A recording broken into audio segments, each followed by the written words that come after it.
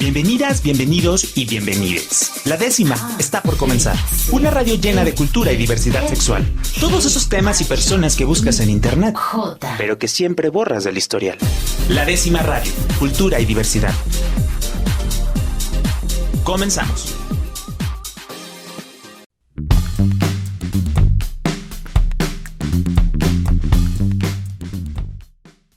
Uno, dos, tres. Muy buenas noches, amigas y amigos de la décima radio. Estoy una vez más muy feliz de estar aquí con ustedes, compartiendo pues a distancia, ya en este nuevo formato que ya nos acostumbramos, yo creo, y espero que ustedes también se estén acostumbrando. A distancia, para todas las personas que nos están viendo en Facebook y a través de nuestras redes en YouTube, un saludito para todos ustedes, y pues a las personas que nos están escuchando a través de Jalisco Radio, la Radio Cultural de Jalisco, un saludo, buenas noches, buenas tardes también si nos están escuchando en el podcast de Spotify, buenos días, aquí nosotros encantados de estar acompañándolos. Y pues bueno, como siempre me siento muy halagada de estar acompañada con mi hermana, mi amiga, mi amigo, mi coproductora y socia, Rob Hernández. Rob, ¿cómo estás? Buenas noches. Hola, Latoria, muy bien. Estoy muy contento de estar, de que sea miércoles de la décima y que estemos aquí platicando de mucha jotería en este mes que se conoce como el Navigate. Y bueno, ya está por finalizar, pero pues bueno, hemos sido partícipes de muchos proyectos, charlas, de espacios donde se ha abierto para poder platicar y poder conmemorar toda la lucha que ha habido a lo largo de la historia de personas lesbianas, gays, bisexuales, transexuales, etcétera. Y bueno, ya está por conmemorarse más bien el 28 de junio, que es cuando fueron los disturbios de Stonewall en Nueva York, y que bueno, que se supone que es como, ya lo platicábamos con Jaime Cobian, que es más o menos donde se empieza a organizar y se empieza a hacer como esta inspiración en otros países del mundo para luchar por los derechos, ¿no? Entonces, pues bueno, estoy muy contento de ser parte y que hoy estemos también aquí en la décima hablando de estos temas. Oye, sí, hay que celebrar, hay que honrar, pero como dijimos al principio del mes también, hay que aprender un montón. Este mes creo que tú y yo nos pusimos mucho las pilas para seguir aprendiendo, como siempre. A mí la décima me deja mucho aprendizaje con los invitados y las invitadas que tenemos, pero creo que este mes todavía nos pusimos más las pilas, ¿no, Rob? A explorar temas que tú y yo teníamos la duda también, y nos pusimos a explorar, tanto a leer, a platicar y con experiencias personales, porque Rob, tú por ahí vas a tener algunas experiencias que nos vas a contar hoy. Sí, fíjate que, bueno, muchos de los temas son temas que hemos conocido, que las personas nos preguntan y nos dicen, pero otros temas que también son temas o dudas personales que a lo mejor no tenemos muy claras, y que bueno, por ahí me sucedió una situación que viví todo el proceso, y bueno, eso te hace consciente de el cuidado de la salud, la prevención, y sobre todo conocer exactamente qué es lo que necesitas hacer en dado caso de que estés en una situación de riesgo. Creo que eso es lo más importante, a dónde acudir, con quién acudir y qué es lo que tenemos al alcance, ¿no? Para eso tenemos un invitado que me emociona mucho que esté aquí para que resuelva todas nuestras dudas. Él es Gerardo Vizcaíno. Él es psicólogo y maestro en salud social. Medicina social. Medicina social, perdón. En medicina social. Y bueno, él es parte de Checos. Él lidera el proyecto de PrEP y de PEP que tiene la asociación. Y bueno, pues hoy lo invitamos aquí para que nos platique y nos resuelva todas nuestras dudas. Muchísimas gracias, Gerardo, por estar. Bienvenido, Gerardo. Muchas gracias a los dos por el espacio. No es que yo no lidero los proyectos, lo que pasa es que yo veo la parte de consejería y todo lo de prevención para poblaciones negativas.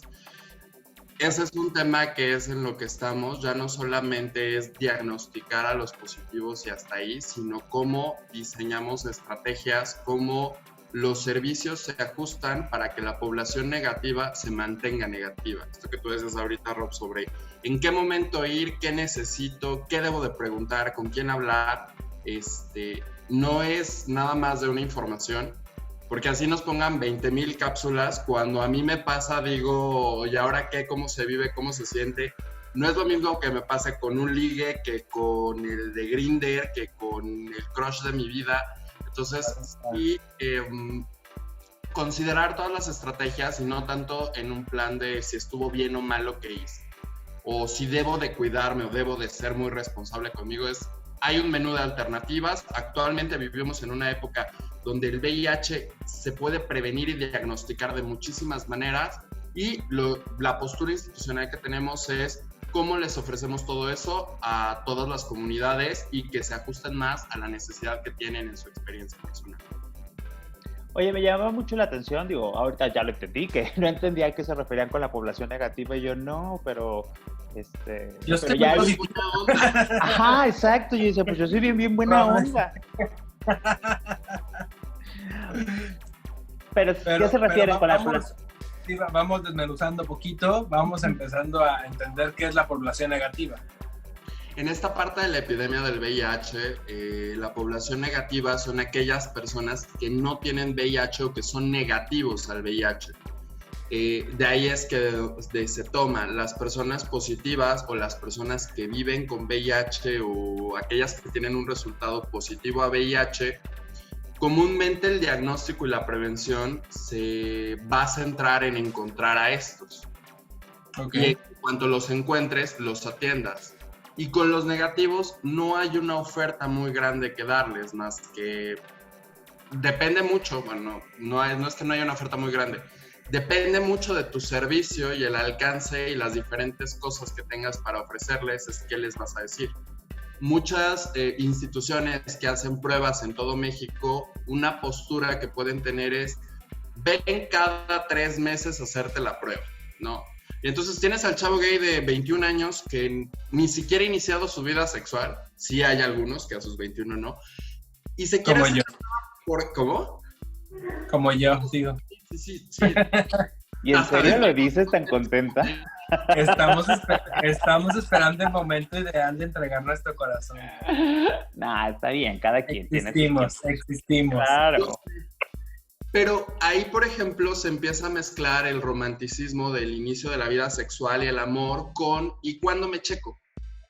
Todo el mundo me ha dicho, ten cuidado con el VIH, si eres gay te va a dar. Hay muchas experiencias de papás que la preocupación más grande que tienen con sus hijos es que tengan VIH, porque sus papás son de los 80, bueno, al menos mi mamá fue de los 80 y le tocó un escenario donde la gente se estaba muriendo. Mi abuelita es de 80 años, tuvo un amigo en su trabajo y esas son las experiencias que tienen. Y a eso agreguemos de que a los papás no les enseñan cómo criar o cómo educar sexualmente en la vida a un hijo gay, a un hijo bisexual, trans, queer. Pues luego lo dicen los papás, como sale la educación en México. Claro. Prejuicios, miedo, angustia, te quiero, te pego porque te quiero. ¿Y qué pasa ahí? Que no se sabe cuándo ir. Entonces hemos tenido, por ejemplo, en Checos personas que nunca han tenido una relación sexual y se quieren realizar una prueba. ¿Es necesario hacerse una prueba cuando nunca? No. Y otro grupo de personas que es tanto el miedo o el prejuicio que tardan más en llegar para hacerse una prueba. Ok. Entonces los servicios de diagnóstico también tienen que ser sensibles a las realidades de las personas y también ser muy honestos en cuándo sí estoy en un riesgo para contraer VIH. Ahorita mencionabas, Rob, esta parte del riesgo, porque médicamente el riesgo es la posibilidad que tienes de contraer una infección o una enfermedad. El problema es que nosotros en la vida cotidiana el riesgo no lo vemos como eso, o sea, no lo vamos viendo como una estadística. Si ustedes conocen una abuelita que diga, ay, mijo, no salgas porque matan en Jalisco, no está pensando en la probabilidad, no está pensando en un número, no está sacando estadísticas, está pensando en la catástrofe. Y el problema con el VIH que ha pasado es que hablamos del riesgo como catástrofe y entonces tuve una práctica de riesgo. ¿Qué es? ¿Quién sabe? Pero tuve una práctica de riesgo. Ha habido chicos que desde el sexo oral hasta la orgía con 5 que se vinieron adentro de mí y a todo le llaman riesgo. Para los servicios de salud es más sencillo ya no preguntarte más, porque entonces todo es riesgo, todo es la catástrofe y no entro en ningún detalle y a todos los catalogo igual. Ventaja de hacer eso, pues es como si hiciéramos pruebas masivas de COVID. Claro. Sirve más o menos. Pero también esta parte es muy importante, lo que mencionas, que muchas veces pues también esta nosofobia que desarrollamos a contraer alguna infección o el tema de que tenemos miedo de explicar cuál fue la situación que vivimos, o sea, como de, no, me pasó, pero créeme, a ver, sí, ¿qué te pasó? ¿No? Como para ver cuál es el verdadero nivel de riesgo.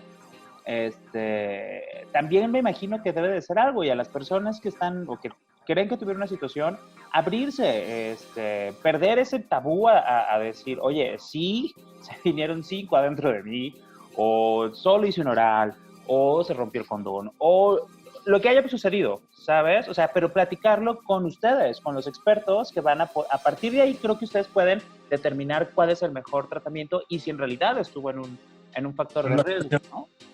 Sí, para nosotros como checos, una postura que tenemos dentro de la prueba es que vamos a orientar a la persona sobre la necesidad específica. ¿Qué significa esto? Tú vas a un laboratorio particular y pides una prueba de VIH y no te van a preguntar absolutamente nada. Te sacan la sangre y te mandan por correo tu resultado. Hay a quienes les sirve eso, o sea, y a quienes necesitan solamente eso. Hay lugares o asociaciones que lo que necesitan es hacer un poquito de muchas pruebas o pruebas masivas y qué es lo que van a centrarse.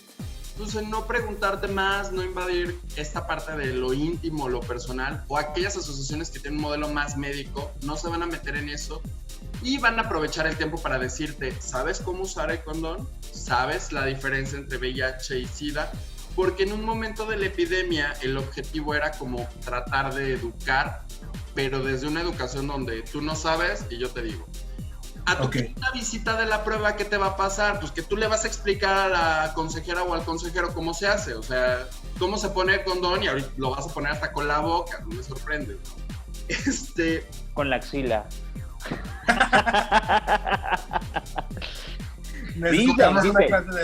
Dicen mis amigos, yo.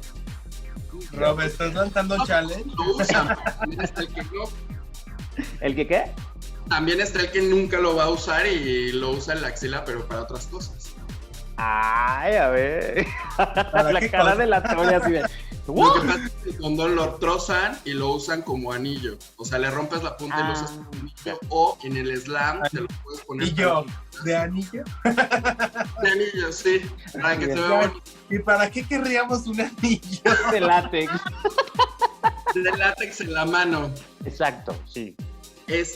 ¿Y qué es lo que nosotros veíamos con la gente? Que la gente ya tiene una experiencia sexual, o sea, tiene sus propios saberes y sus actitudes y necesidades. Y la otra cosa es que dentro de estas necesidades, ¿cómo ajustamos lo que existe para lo que se necesita? Esto lo digo un poquito porque ¿todas las personas gays solamente por ser gays necesitan hacerse una prueba? No. ¿Todo el sexo sin condón es el máximo riesgo para contraer VIH? No. Nosotros consideramos que si lo contextualizamos, tenemos más datos de la situación a que si nada más a todo lo catalogamos como riesgo. Es una actitud mucho más médica porque no implica entrar en ningún detalle. O sea, en un claro. Se vinieron adentro de ti, ¿tienes riesgo para contraer VIH? Un médico te diría que sí. Si le agrego contexto, es mi novio de 3 años, nada más tenemos sexo él y yo, y la verdad es que estoy aquí pidiendo una prueba porque me asusté porque escuché el sonido de Grindr en su celular. Bueno, entonces ahí le dices, no necesitas una prueba, necesitas un espacio emocional para hablar. Necesitas platicar con tu novio. O el chavito de 14 años que se viene a hacer la prueba y al final tal vez lo que necesita es más información, no sobre cómo coger. O sea, un chavito que a sus 14 años ya ha tenido sexo con 10 personas diferentes y le gustan mayores, pues no va a venir conmigo para que le explique cómo poner el condón. Pero sí hay una realidad donde si yo entiendo en qué casos sí lo ha utilizado, en qué casos no, y qué le podría funcionar más, se lo puedo ofrecer. No tratar de asustar. Nosotros consideramos que el miedo tiene un efecto para que la gente deje de hacer cosas, sí, pero no dura. O sea, hay muchos trabajos en investigación médica que te dirían que la relación médico-paciente, asustar al paciente, no va a generar el mejor resultado para su salud. La manera en la que tú puedes generar el mejor resultado es cuando hay más empatía y aparte cuando se entiende mejor el contexto y la necesidad de la persona. Para nosotros la prueba es esa oportunidad, pero ahorita con lo del COVID vemos que también es todo un problema. Mucha gente acude a hacerse la prueba para tener un espacio para platicar dudas, miedos. Te puedo comentar un caso de una persona que se asume como hetero, sale de antro, le gusta una chica trans, van a tener sexo en el baño del antro, descubre que es una chica trans, le gusta, continúa y tiene sexo, él la penetra a ella y llega aquí con condón y llega asustado de si se tiene que hacer una prueba, tomar algo, porque no sabe qué es. Entonces, obviamente, la plática con él ni siquiera fue de qué es un riesgo para VIH. Él mismo entendía que no había riesgo, pero no sabía dónde hablar. Entonces, ¿de qué fue la plática? De que él no es una persona, no es un hombre gay, porque me dice, es que no me gustan los hombres. Esta chica trans se veía muy femenina y lo que me atrajo fue lo femenino de ella, pero tiene pene. Entonces, fue cómo dialogar esto con una persona de 28 años. Entonces, en la consejería para nosotros sí es entender sentimientos, contextos, realidades y cómo acompañar en eso. Creo que nosotros sí cuestionamos mucho que el modelo de consejería no ha evolucionado.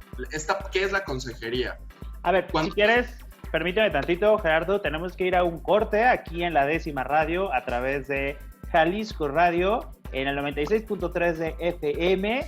Y aguántame tantito con lo de la consejería y regresamos en un momento para seguir platicando de todo lo que tiene que ver con prácticas de prevención y protocolos de atención pre-exposición y post-exposición, ¿va? Entonces, regresamos. La 10ª radio. Cultura y diversidad sexual para todas, todos y todes. Regresamos. Amigos, recuerden que también pueden seguirnos a través de nuestro canal de YouTube. Encuéntranos también como @la10radio y pueden escuchar todos nuestros episodios en Spotify, @la10radio en todas las redes. La 10ª radio. Cultura y diversidad sexual para todas, todos y todes. Continuamos. Pues estamos de regreso aquí en la 10ª radio y el día de hoy estamos teniendo un programa con un tema que es muy, muy importante, muy necesario que pues conozcamos. La verdad es que el tiempo del programa no nos va a dar para poder conocer a detalle toda la información que necesitaríamos tener. Yo sí les aconsejaría que se acerquen a asociaciones civiles para pedir este tipo de consejería que nos estaba platicando Gerardo. Hay varias en la ciudad. Pueden ir con checos, ellos tienen el protocolo de PEP y de PrEP, y la verdad es que toda esta parte de consejería es muy, muy importante.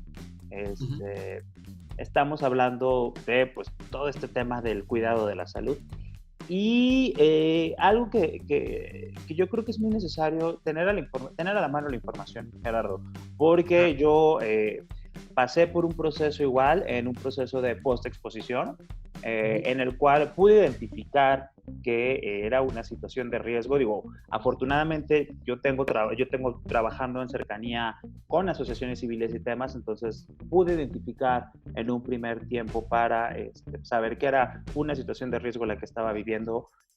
Y bueno, pues decidí acudir a Cuesida para conocer el proceso y todo el acompañamiento que tenían, que es otra entidad pública a la cual ustedes pueden ir también. Pero algo que sí experimenté a pesar de tener como todo este background, todo este preview en información sobre prevención, protocolos de reducción de riesgo para cuando tienes relaciones sexuales sin condón y eso. Hay un miedo, hay un miedo que incluso con la información pues te queda así como de qué va a pasar, ¿no? Y después enfrentarte a toda la información de los medicamentos, de los antirretrovirales y los efectos secundarios que te dicen que van a tener y el protocolo que se va a tener, durante cuánto tiempo, estudios, etcétera, etcétera, etcétera, etcétera, que ya después yo platicaba con mis amigos y les decía, a ver, ¿cuántos de nosotros más de alguna vez nos hemos dicho, bueno, ¿qué tanto es tantito? Así, ¿no? Así se va, o ay, hoy no tenía condón a la mano, o etcétera. Y ya cuando ves todo este proceso que es el llevarte en un post-exposición, sí dices, empiezas a valorar, ¿no? Que dices, a ver, digo, está bien, se tiene todo esto, pero son decisiones que podemos tomar, ¿no? En ese sentido. ¿Cómo trabajan ustedes esta parte de la consejería, de quitar el miedo, del acompañamiento, todas estas dudas de que te afecta el riñón y que tienes mareos y diarrea y vómito y te asustan? Ok. Aquí sí es un escenario un poquito diferente a otros espacios. La verdad es que hablar de efectos secundarios de los medicamentos influye muchísimo la postura en la que lo quieras decir y la intención que tengas para decirlo.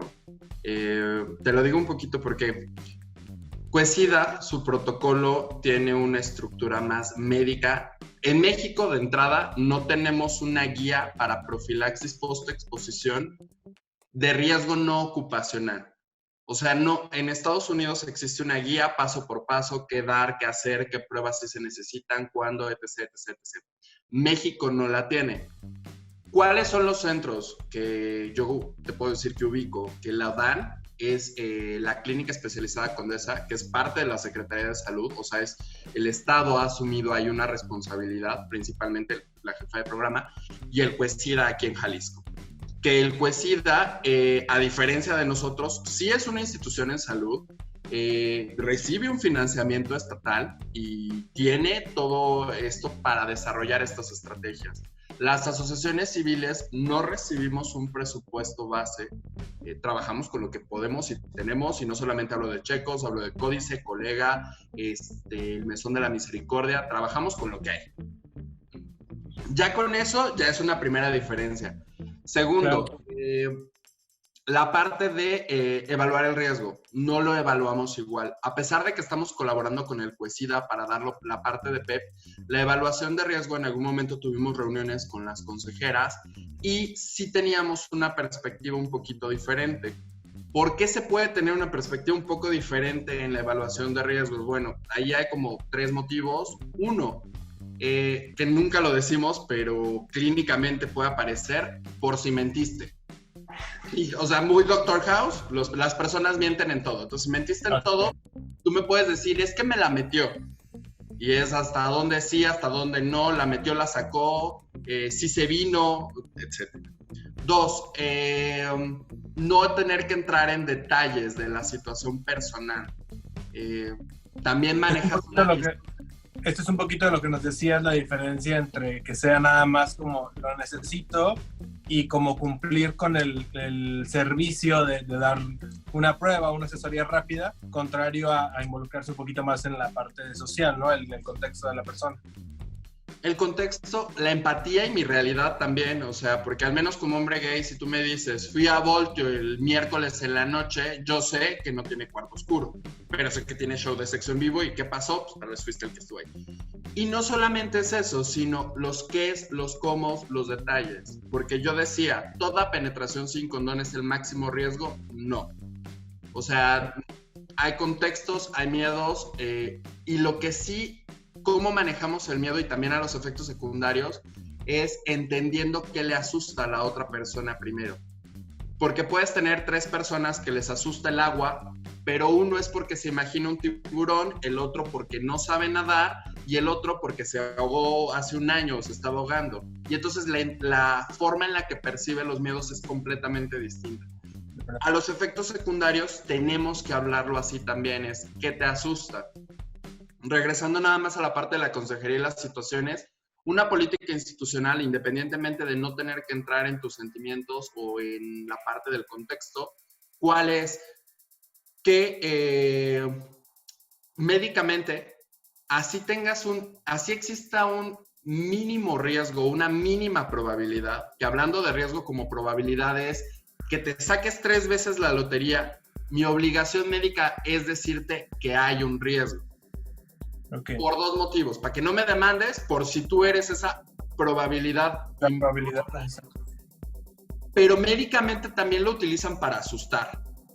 Nosotros consideramos que no podemos tratar a todas las personas como si fueran la máxima excepción todo el tiempo, sino al revés. O sea, la gente la tratamos como el 99%, porque es lo más probable, y este 1% sí te explicamos para recuperar la mayor información del contexto para decirte, bueno, si fueras que no es probable, primero pensaríamos en otras situaciones. Así es un poquito como abordamos la parte de la consejería. ¿Cuál es el primer paso? Evaluar el riesgo. La evaluación de riesgo es distinta. La evaluación un poquito de Cuecida es mucho más clínica. Para Cuecida, toda penetración sin condón con otro hombre que también tiene sexo con otros hombres ya es un alto riesgo. Pero también la parte de sexo oral con una persona positiva, a pesar de que para el Centro de Control de Enfermedades ya no, y el sexo sin condón con una persona positiva que esté en tratamiento antirretroviral. Ellos, un poco de su postura es por si yo no sé si es verdad que la otra persona esté indetectable. O sea, eso sí nos ha ocurrido.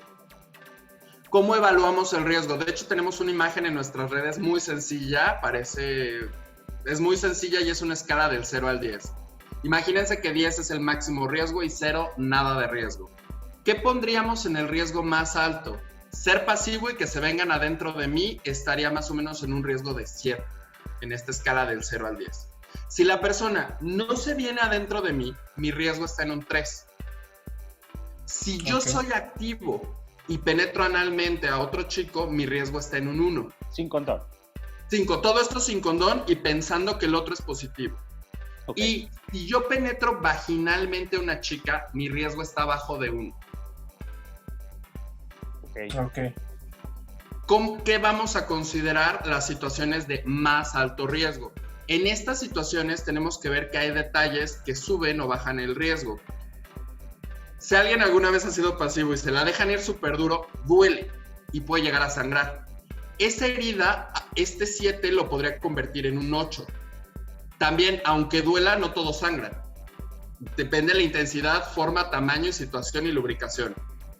Si yo estoy presentando una infección de transmisión sexual en ese momento, la otra persona, este 8, si se vinieron adentro de mí, sube un 9. Entonces, el riesgo también es circunstancial a casos específicos. Por eso es que lo tenemos que valorar.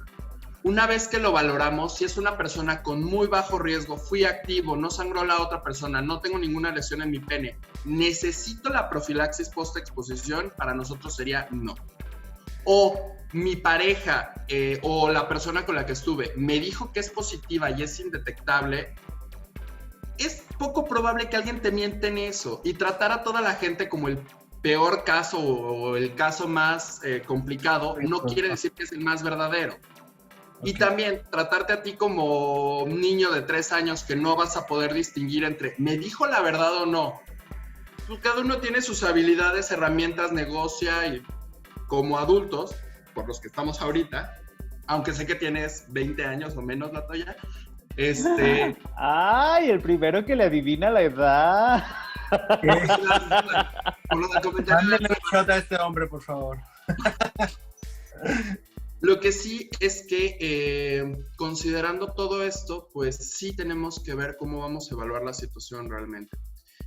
¿Cuál es el segundo paso? Si alguien está en un alto riesgo, entonces se le realiza la prueba de VIH en ese momento y ese mismo día se le da el medicamento antirretroviral.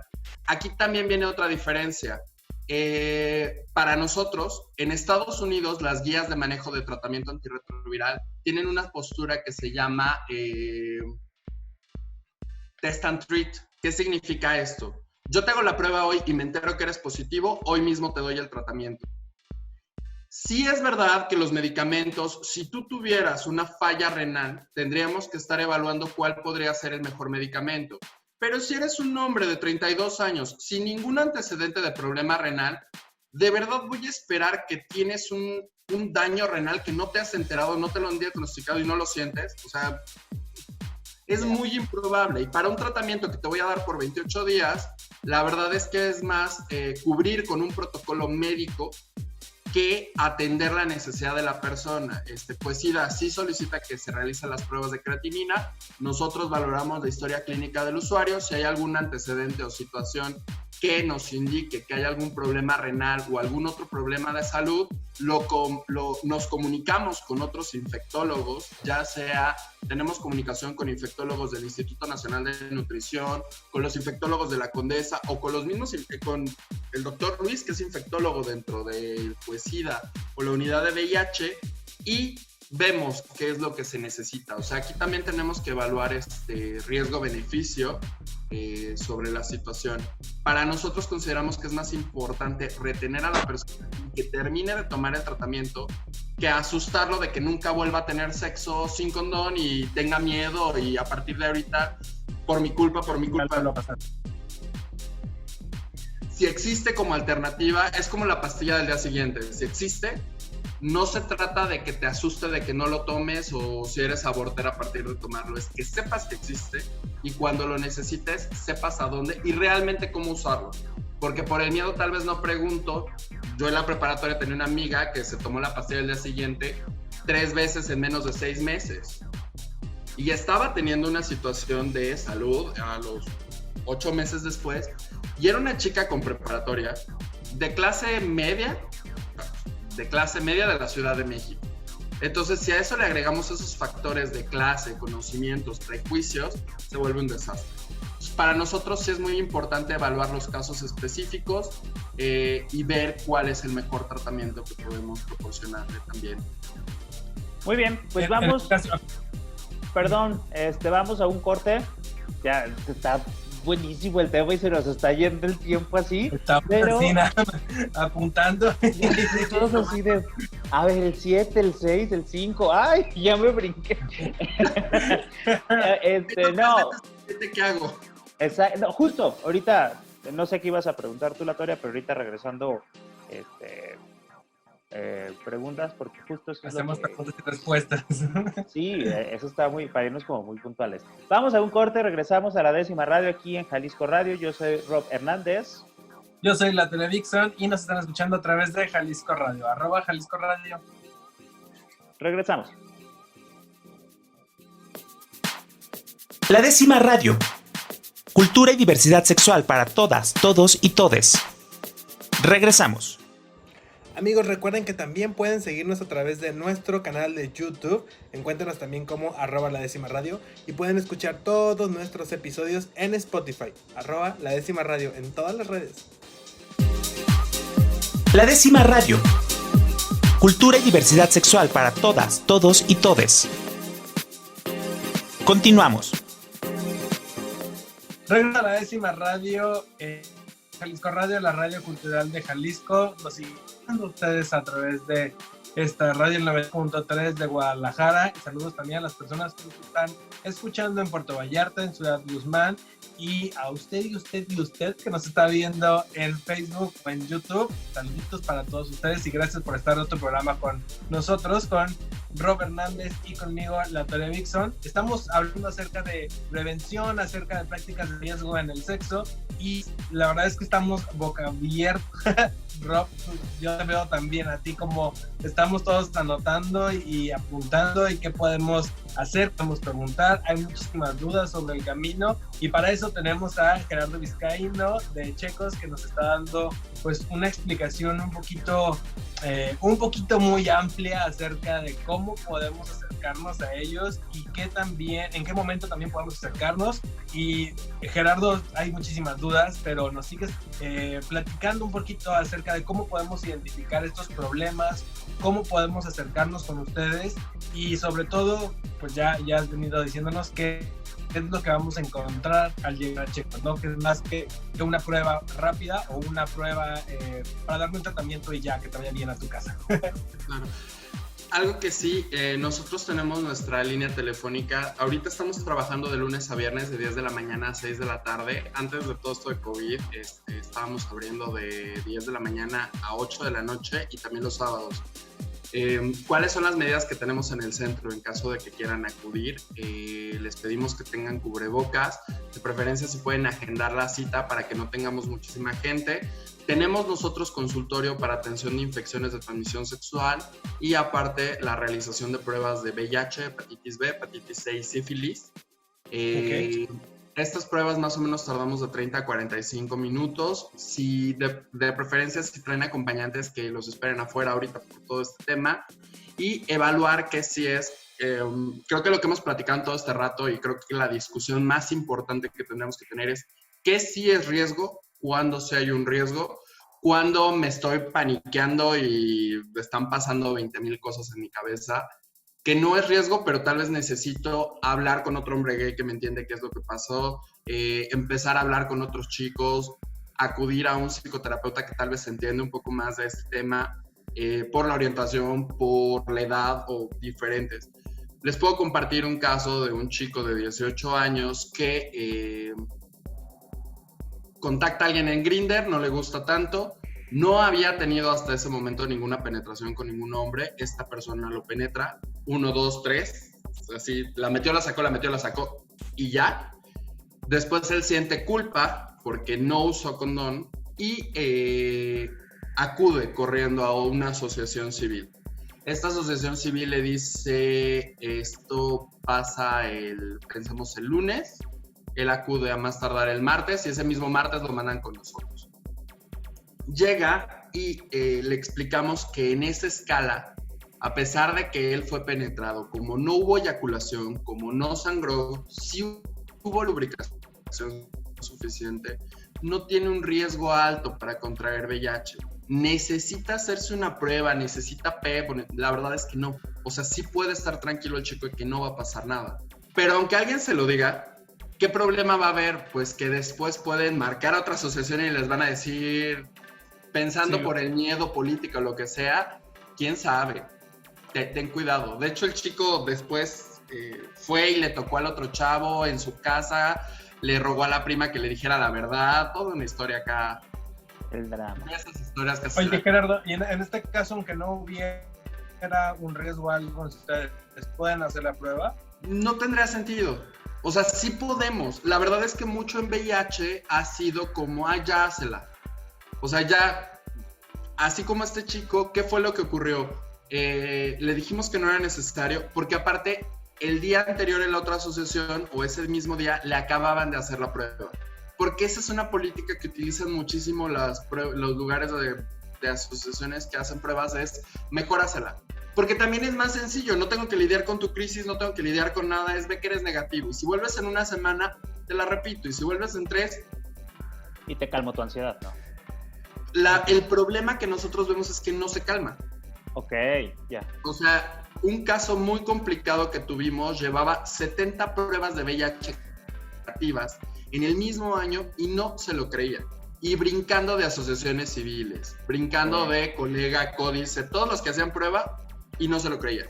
Oye, ahorita mencionas algo muy importante que para mí la verdad es como que me explota la cabeza, porque toda la vida que yo me acuerde, desde que inicié mi vida sexual, es no tengas sexo sin condón porque te vas a contagiar. Así sea solo la puntita, no tengas sexo sin condón. Entonces, ahorita lo que me estás diciendo es que, o sea, sí hay ese nivel de riesgo de contagio, pero dependiendo, otra vez, los niveles de riesgo, se puede tener sexo sin condón donde no hay un mayor riesgo de contraer el virus. Sí. ¿Ah, sí? Sí. Sí, o sea, las medidas... Me estás cambiando todo lo que ve. 20 programas de la décima. No, deja tú 20 programas de la décima. O sea, tus mi 20 vida años sexual, de así yo, espérate, iba a decir, pero dije, ¿cuánto? de celibato. No, o sea, a lo que voy es no porque esté bien o mal, sino porque me imagino, y tú no lo puedes platicar, han cambiado los estudios, ha cambiado la percepción y cómo se trabaja con este... Se sabe más cómo funciona la transmisión del virus y entonces a lo mejor todo este miedo que nos metieron en los 2000, en los 90 de no tengas sexo sin condón porque te vas a contagiar y era un miedo. ¿Cuántos años tenías cuando en el 95, Ro? Pues que 7 años. 7 años. Básicamente en ese momento es cuando aparece el tratamiento antirretroviral altamente efectivo y saben qué poderles dar por completo a las personas con VIH. Okay. Los primeros casos fueron en el 88 y no tenían ni idea de qué hacer. Hace apenas 25 años.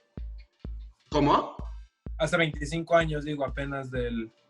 Y de ahí allá, o sea, de este primer escenario en el 88, donde si vemos series como Pose, películas como Un Corazón Normal, Filadelfia, ese era el escenario.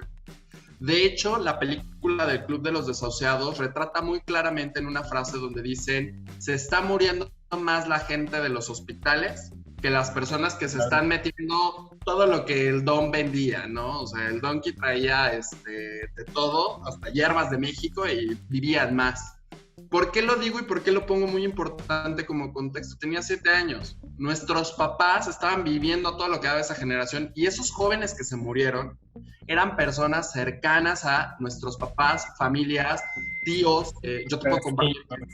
Uno de mis tíos murió de SIDA cuando yo tendría como 8 años y la familia de mi papá planteaba que le hicieron brujería y de eso murió. Entonces, ¿por qué pongo esto? Sí ha habido un gran avance. La verdad es que hay una generación que sí tiene una percepción diferente al VIH. También los hombres gays que sean de esa generación lo perciben muy distinto. Y aunque avance la información, también es verdad que hay un filtro social de toda información médica. O sea, ahorita lo vemos con el COVID. O sea, no nada más es el dato duro. Son los medios y aparte es este filtro social, la tía de los piolines, cómo filtra los medios. Claro, ¿y cómo los entiende? Y lo traduce, porque esa tía va a compartirlo con la gente. O sea, la tía no se queda solita en su casa, la tía tiene sobrinos. Y les va a hablar y les va a decir. Con voces al final, sí. Y lo mismo ocurre con este tema del VIH. Y nosotros como comunidad también hemos repetido discursos discursos que son más discursos políticos o discursos en salud y no hablar o exponernos de nosotros, porque socialmente sí está mal visto el tener sexo sin condón. Y claro, si a eso le agregamos un contexto de unas personas, como voy a decir, que me rellenaron 5 en Voltio, y aparte estoy en una relación abierta poliamorosa. Es Jalisco, todavía no está... No, bueno, pues ya te acabaste. Ya invocaste a la Santa Inquisición tapatía. Y eso, también el personal de salud tiene sus respectivos prejuicios. O sea, ¿y por qué también te comento esto? Yo puedo estar muy... me la metieron, me la sacaron, me la metieron, la sacaron. Y voy con mi mejor amigo que sabe sobre VIH, y así como tú decías, yo puedo tener total certeza de que no tuve sexo sin condón, y haciéndome la prueba me aparece un miedo y digo, ¿y si sí? ¿Y si la magia del universo hizo algo? Porque sí pasa. Y ahora ve con un amigo, la metió, la sacó, y él puede decir, ¿y si sí es ese 0.000% de improbabilidad? ¿Qué es lo que hemos visto en la información así científica, de manera muy concreta? Los fluidos de las personas que tienen VIH, que no toman tratamiento antirretroviral, tienen diferentes cantidades de virus. A mayor cantidad de virus, mayor probabilidad de transmisión. Claro. Entonces, tienes que tener mayor exposición a los fluidos.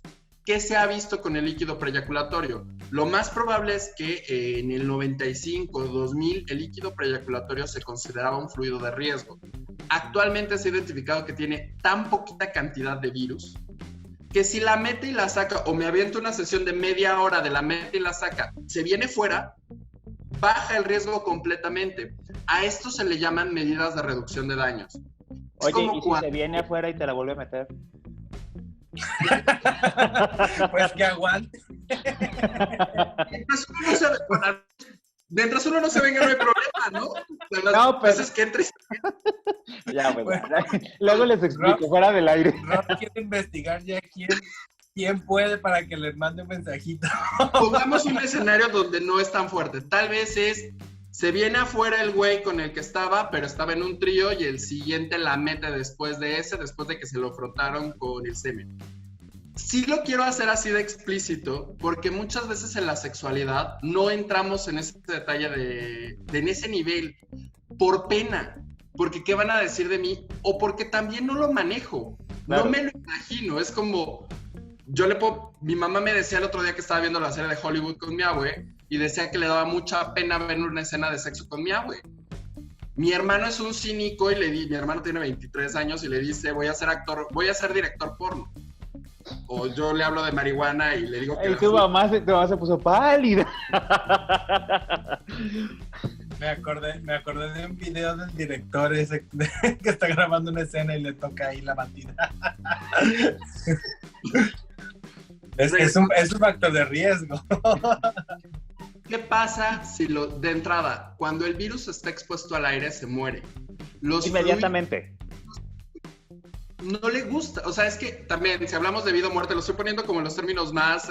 sencillos. Extremistas. Si nos está viendo un microbiólogo... Si te lo ponen en un pan y te lo da. Te lo ponen en un pan y te lo comes, no va a pasar nada. Oye, estaba leyendo... Una galleta. No, espera, estaba investigando sobre Elías Nandino, que es un personaje y obviamente ya su vida, y entonces escribe una biografía a los 80 y tantos años, él se muere en el 94 y se publica en el 2000, y donde él decía que él le encantaba tragarse el semen de los chavos, porque él salía con puros chavitos, y entonces él decía que él era médico, y decía, ahora sí que como decimos ahorita, no tengo pruebas, pero tampoco tengo dudas de que a mí me mantiene joven comérmelo. Y yo, wow, y eso era, o sea, nació en 1900 el señor. Entonces, y se murió a los 94 años escribiendo poesía. Digo, es un dato que me acabo de enterar, no sé, digo, si alguien quiere hacer algún experimento. Ajá, digo, en galleta o en pan. A los 94, si a los 94 sigues escribiendo crónicas. Ya, es porque las galletas y los panes. Muchos Exacto. jóvenes en esta vida vieron este programa. Pero nos estabas diciendo, Gerardo, perdón, digo, era el dato cultural. Esta parte de, por ejemplo, si la persona se viene en la zona externa del ano, ¿tengo un riesgo para contraer VIH? No. La realidad es que si yo me rasuro y se llegaran a venir y tenía una cortada superficial, tampoco tengo un riesgo para contraer VIH. Cuando la persona se viene, si se viene fuera del cuerpo, el virus está expuesto al aire. ¿Qué pasa si los vuelvo a meter? Dependería mucho el cómo, cuánto tiempo me tardé después de eso y la cantidad de virus que tenga la persona en su sistema y cuánto tiempo lo estuve adentro.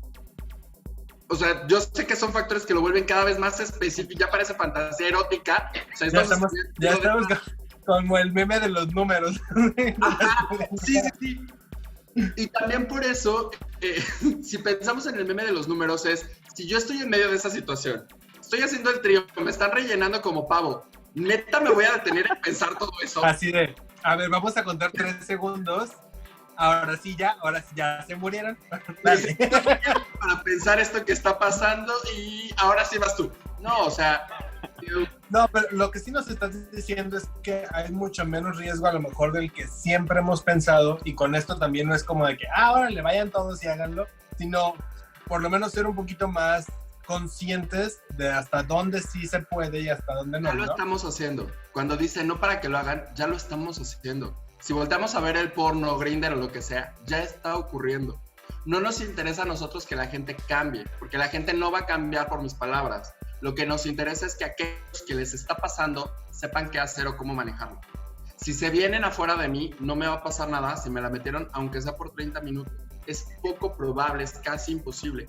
Y eso es reducción de daños. Son acciones dentro del sexo que bajan muchísimo la posibilidad para contraer VIH. Otra acción que se tiene muy clara es el rol sexual. Ser activo contra ser pasivo sí disminuye muchísimo la posibilidad. pero sí lo tenemos que poner con sus asegúnes. Si soy activo y sangra a la otra persona, si soy activo y me lastimo el pene, es un escenario donde sí tengo que checarme. Nada más así por poner un ejemplo de contexto histórico, en las guías, por ejemplo, de prevención de Estados Unidos, no querían incluir la monogamia. ¿Por qué? Porque decían que la población gay no lo iba a hacer. ¿Y por qué les íbamos a decir eso? Porque iban a tener sexo sin condón siendo monogámicos. En la perspectiva australiana decían, la monogamia sí es una manera donde tú previenes el VIH porque no va a aparecer. Cómo se manejan las infidelidades también es una cuestión cultural que tenemos que entenderla, que no son similares en todas las guías. Y hasta dentro de los estados no es similar cómo vivimos la infidelidad o cómo la entendemos. Entonces, aquí sí es muy importante cuando se le va a orientar a alguien, no que domine todos los temas de VIH, no que haga sus cálculos de riesgo mentales, que sepa a dónde acercarse. Vemos que la prevención, la base de la prevención es la comunicación con instituciones o con personas que me permitan dialogar entre iguales para ser acompañado en el momento en el que lo necesito. No para que me digan qué tengo que hacer, no para que me boten un bonche de información que mañana puede no ser cierta o que tiene un prejuicio donde la otra persona me está viendo, la persona que me atiende tiene 40 años, es una mujer, y tal vez me ve como su hijo y tiene pánico que a mí me vaya a dar VIH y entonces dice, el sexo ten cuidado, desconfía de todas tus parejas. La verdad es que desconfiar de todas las personas te pondría en un estado de paranoia súper cañón, que tampoco. O sea, sí tenemos que ser muy congruentes sobre cómo vemos, qué miedo me da del VIH, cómo vivo y entiendo el riesgo, y si lo estoy viendo como una catástrofe, o si realmente estoy haciendo mis sumas y mis restas, y si no las quiero hacer, ¿a dónde me voy a acercar? ¿Y cuándo me acerco? Qué útil entonces grabar todas tus relaciones sexuales para que puedas llevarlo y decir, mira, pasó esto, mira, me pasó así tal cual, aquí lo puedes ver y ya tú lo ves y entonces, sí. El riesgo. Lo dirás de broma, pero hemos tenido, esta persona de más de 70 pruebas, hemos tenido diferentes que lo que hacen es repetirte detalle a detalle lo que hicieron en el sexo. Bueno, pero es que si la sacó, se vino, después el otro me la metió, habría riesgo y empiezas a maquinar, porque también el cerebro es, o sea, uno puede ser el peor juez de uno mismo y el mejor torturador de uno. Entonces, claro, también hay que entender esto en el contexto del riesgo y la realidad para poder acomodar la información a cómo le funciona más. Claro. El permiso no lo da el servicio de salud para nada. Las decisiones en el sexo las tomamos al momento y por cómo nos sentimos. Entonces, sí hay que entender que no hay historia ni vida sexual que el personal de salud pueda juzgar. Solamente se puede acompañar y orientar. Y sea de salud o de asociaciones civiles. Oye, qué interesante. Ya estamos, ahora sí que en el límite del tiempo. Muchísimas gracias por estar el día de hoy aquí, Gerardo. Les vamos a dejar por aquí en redes sociales de La Décima Radio, @LaDécimaRadio, la información donde pueden contactar a Checos. Y pues yo creo que vamos a tener que hacer otro programa específico de PrEP, porque todavía nos falta muchísima información y esto de desestigmatizar las prácticas sexuales creo que es vital para que tengamos una vida sexual saludable. Muchísimas gracias, Gerardo. Muchísimas gracias, Latoria. Gracias, Gerardo. Gracias a ti, Rob. Y bueno, pues estamos aquí en La Décima Radio y nos vemos el siguiente miércoles con otra entrevista. Muchas gracias. Gracias, Gerardo. Gracias, Rob. Bye.